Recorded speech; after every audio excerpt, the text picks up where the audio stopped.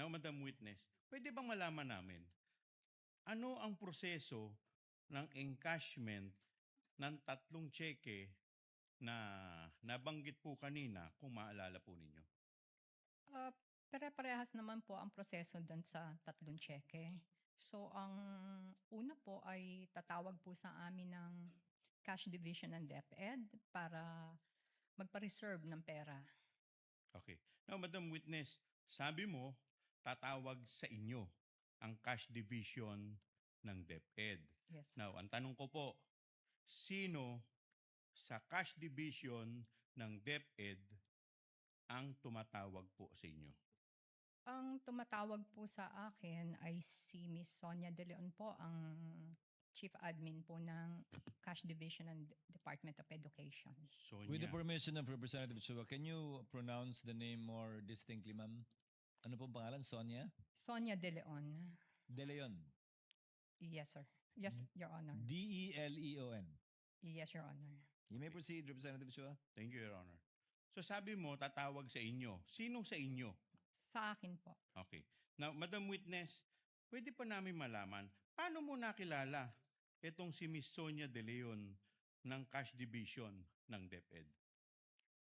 Siya po ang head ng cash division ng DepEd at siya rin po ang palagi naming nakakausap regarding sa mga transactions po ng DepEd. Okay. Bakit kinakailangan tumawag ni Miss Sonia De Leon sa inyo po? Regarding sa encashment po. Yes, bakit kailangan niyang tumawag? Anong dahilan? Kasi po wala naman po kaming enough cash para dun sa mga cheque na mention. Kaya kailangan po niyang tumawag para i-reserve po namin. Okay. So sabi ninyo, kaya siya kailangan tumawag dahil kinakailangan ireserba ninyo. So Yes, ngayon, sir. pagkatapos po tumawag ni Miss Sonia De Leon sa inyo, ano na po ang susunod na mangyayari? Pagkatawag po ni Ma'am Sonia ay ire-relay ko na po yung cash requirement nila sa kahera ko para po siya ang mag-request sa cash center po ng Land Bank.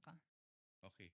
So pagkatapos pong tumawag ng kahera ninyo sa cash center ng Land Bank, ano na po ang susunod na mangyayari kung meron man po?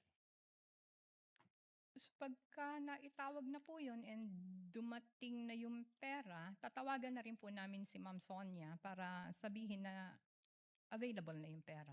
Okay. So Madam Witness, paki-clarify nga, magkakano po ba yung cash requirement na tinutukoy po ninyo na may kaugnayan dito sa cheque na pinag-uusapan natin? Ang amount po kasi nung cheque is 37.5. So, nasa ganoon din halos yung amount nung ire-request po ng kahera sa cash center namin. Okay.